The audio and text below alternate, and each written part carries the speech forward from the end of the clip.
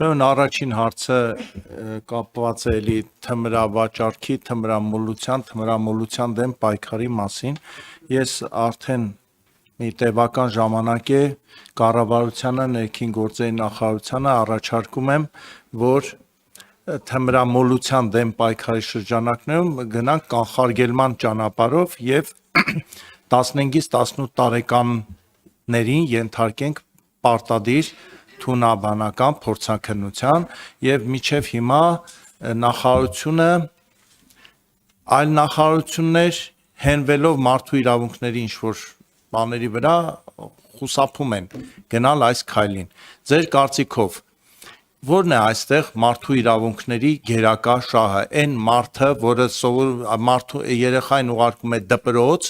իմանալով որ երեխան պաշտպանված է, բայց երեխան հարձակման է ենթարկվում թմրավաճառների կողմից եւ դառնում պարտադրված թմրամոլ, հաճախ առողջությունը վտանգելով։ Հիմա այստեղ ես ուզում եմ ասեմ, ով այն ուժը, որ ներքին գործերի նախարարությանը թույլ չի տալիս կիրառել այս պարտադիր թունաբանական փորձաքննությունը։ Ինձ պատասխանում են, ասում են, որ գիտեք, եթե հանկարծ պարզվի, որ այս ինչը թմրամոլ է, դա իր հոգեկան աշխարհի վրա կանդրադառնա, ինքը իրեն լավ չի զգա։ Այսինքն, եթե ներքին գործերի նախարարության աշխատակիցները փորձեն ձերբակալել սրճարանի մոտ 17 տարեկան մի դեռահասի, որը կրակում է մարդկանց վրա, պետք է շատ զգուշ դա անել, որ նրա հոգեկան աշխարհը չխաթարվի։ Ոնց են անում այս դեպքում տարբերակումը։ Ես կուզեի այս հարցին անդրադառնալ։ Երկրորդ հարցը, միջև հիմա քանի արցախցի ոստիկան է անցել Հայաստանում աշխատանքի ոստիկանությունում։ Երրորդը, ճանապարհներում արկա իրավիճակը դուք վիճակագրությամբ նշեցիք, որ դրական առաջընթաց է, բայց հավատացեք, օրը 1 զոհը մոտավոր էսպիսի հաշվարկով դա սարսափելի մեծ թիվ է Հայաստանի համար, եւ ես ձեզ ուղղակի ոչ թե հարց կոչ եմ անում, որ այս ոլորտում առավել ուշադիր լինեք, որովհետեւ երբ որ լրահոսում լսում ենք, որ այսինչ գյուղում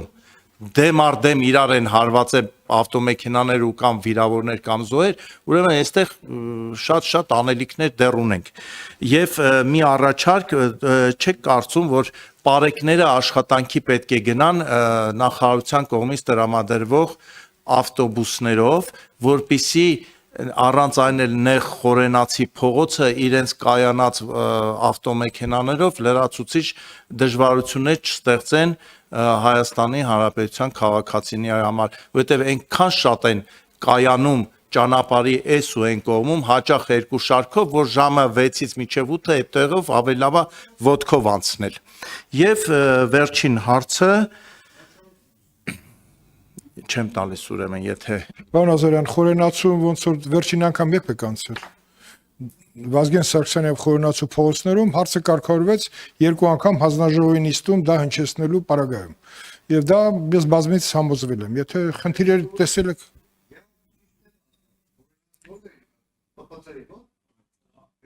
դե կներեք, տիկին նախարար, հիմա պարեկները արդեն իրենց կայանատեղիում մեծ տարածքներ ունեն, այնպես որ կարելի է լուծել։ Տիկին նախարար, խնդրեմ։ Շնորհակալություն, պարոն Ազարյան, հարցադրումների համար։ Ես նախ նշեմ, որ Հայաստանի Հանրապետությունում չկան այնպիսի ուժեր, որ ներքին գործերի նախարարությանը կարող են թողնել կամ չթողնել որևէ գործողություն իրականացնել։ Ամեն հարց, որը որ պիտի ենթակա լինի քննարկման եւ որոշարկման, բնականաբար որոշումների կայացման շրջանակներում կան ձևաչափեր, կան հարցադրումներ, կան մտահոգություններ, որոնք որ պիտի հաշվի առնենք։ Այս թեմայով մենք նաև միասին հասցրել ենք որոշակի խոսակցություն ունենալ։ Ես նախ փաստեմ, որ վաղը կառավարության նիստով արդեն օրակարգային հարց է թմրամիջոցների ԱՊՆ-ի շրջանառության դեմ պայքարի նոր ռազմավարության նախագիծը եւ լիահույս եմ, որ կառավարությունը վաղը կհաստատի եւ մենք կմտնենք արդեն ռազմավարական ծրագրի իմպլեմենտացման փուլ։ Այնտեղ հատուկ ուշադրություն կա անչափահասների կողմից եւ անչափահասների ներգրավմամբ կատարված թմրամիջոցների ԱՊՆ-ի շրջանառության դեմ պայքարի դեպքերին եւս եւ ասեմ, որ անչափահասների թեստավորման մասով, որ դուք նշեցիք, հստակ կա ձևակերպված, որ պիտի այս հարցը դառնա ուսումնասիրության առարկա եւ մենք պիտի լուծում նախատեսենք։ Լուծումները երկուսն են, կամ մենք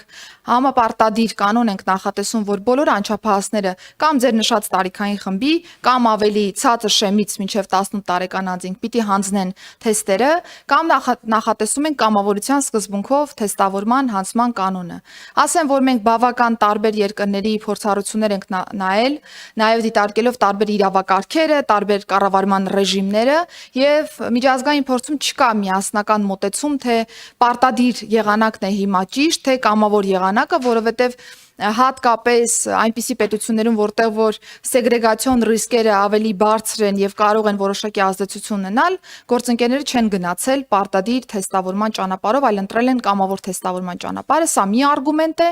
Երկրորդն այն է, որ ամեն դեպքում կա նաեւ անձի ցանկությունը եւ համաձայնության տալու նաեւ կանոնը, որովհետեւ ի վերջո թեստ պիտի հանձնի այն մարդը, ում վերաբերյալ որ դեռ մենք հստակ փաստական տվյալներ չունենք, որ օգտագործում է կամ ներգրաված է որևէ թմրամիջոցի հետ կապված process-ում։ Սա է պատճառը, պարոն Նազարյան, որ մենք դեռևս թեման քննարկում ենք եւ վստահ եմ, որ կառավարության կողմից վաղը ծրագիրը հաստատելու պայմաններում հարցը բերելու ենք նաեւ ազգային ժողովի տիրույթ, որովհետեւ ինչ եղանակով էլ որ հարցը կարգավորվի, դա պիտի կարգավորվի օրենքով, որովհետև այլ որևէ ակտով, որևէ ձևով մեր քաղաքացիների վրա նման պարտականություն դնել չենք կարող, եւ որ տարբերակը, որ փոխընդունելի համարեցինք միասին, այդ տարբերակով էլ կշարժվենք առաջ։ Ճանապարհատրանսպորտային պատահարների մասով իրականում, երբ որ ես թվերը նշում եմ, անընդհատ նաեւ դրա կողքին կա միտքը եւ նաեւ տարբեր հարթակներում բարձրաձայնումը, որ իրականում ճանապարհատրանսպորտային պատահարների թիվը դեռևս շարունակում մտահոգիչ մնալ։ Ճիշտ է, մի կողմից մենք արդյունավետ, այսպես ասեմ, ռեսուրսի ճիշտ ուղղորդում անելով հասնում ենք նվազմանը, ընդ որում շատ դեպքերում ես կարող եմ նույնիսկ չխոշրել այս մտքից, բայց անհաղթահարելի ինչ որ մի կետի ենք հասել, որը որ կարող էինք այլ հավասար պայմաններում մտածել, որ հնարավոր չէ նմանատիպ վիճակագրական տվյալներ ունենալ, որովհետև անընդհատ ունենալ տրանսպորտային միջոցների աճ, անընդհատ ունենալ երթևեկության հետ կապված տարբեր հարցեր, ունենալ արդեն 1 միլիոնի հասնող տրանսպորտային պարկ Հայաստանի Հանրապետությունում եւ նաեւ ունենալ այնպիսի պարկ, որտեղ որ մի շարք մեքենաներ չեն համապատասխանում տեխնիկական պահանջներին, բայց ունենալ ճանապարհատրանսպորտային պատահարների թվի էական նվազում, զոհերի էական թվի նվազում, վիրավորների էական թվի նվազում, սա պիտի ընդունենք, որ կատարված աշխատանքի արդյունք է։ Մյուս կողմից ես համաձայն եմ, որ եթե մենք միջին վիճակագրական տվյալներով օրական մի զոհի կամ նույնիսկ մի վիրավորի մասին ենք խոսում, սա մտահոգիչ տվյալ է Հայաստանի Հանրապետության համար։ Հետևաբար երկու ուղղությամբ ունենք աշխատանքը անելու, մի կողմից պիտի նաև մեր քաղաքացիների վարքագծի փոփոխությունը խթանվի, մյուս կողմից խիստ վարչարարություն որպես այդպեսին պիտի իրականացնենք, որովհետև մենք դեռ վարքագծային էական փոփոխություններ քաղաքացիների շրջանում ցավոք չենք տեսնում։ Իհարկե իդեալական ճանապարհը կլիներ այն, որ բարեկային ծառայությունը անգործության մատնվեր այս տեսանկյունից, որովհետև չլինեին նմանատիպ խախտումներ, բայց ցավոք սրտի մենք արձանագրում ենք, որ ունենք թե անվտանգային կանոններին վերաբերող խախտումներ եւ թե առհասարակ ճանապարհային երթևեկության տարբեր կանոններին վերաբերող խախտումներ։ Բարեկային տրանսպորտային միջոցների մասով, ավելի ճիշտ բարեկների կողմից իրենց տրանսպորտային միջոցով աշխատանքի գալու մասով, ասեմ, որ ապրիլի 16-ից արդեն շահագործման ենք հանձնել նոր համալիրը բարեկային ծառայության եւ այդ խնդիրը հնարավորինս լուծել ենք, որովհետեւ կա թե բարեկային տրանսպորտային միջոցների համար նախատեսված առանձին պարկի հատված եւ թե նաեւ հենց բուն աշխատակիցների կողմից իրենց տրանսպորտային միջոցները կայանելու համար նախատեսված հատված, բայց կայանման հետ կապված խնդիրները Հայաստանի Հանրապետությունում ամենուրեք են, պարոն Նազարյան, սա պիտի ընդունենք, որովհետև եթե մենք ունենք տրանսպորտային միջոցների թվի անընդհատ աճ, ենթակառուցվածքների հետ կապված նույն ինտենսիվությամբ դեռևս աշխատանքները քանի որ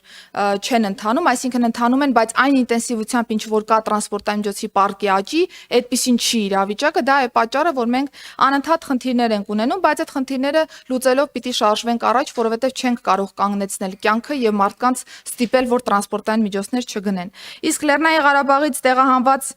մեր հայրենակիցների մասով ոստիկանության համակարգ մուտք գործելու տեսանկյունից ես ասեմ, որ այս պահի դրությամբ ընդհանուր 78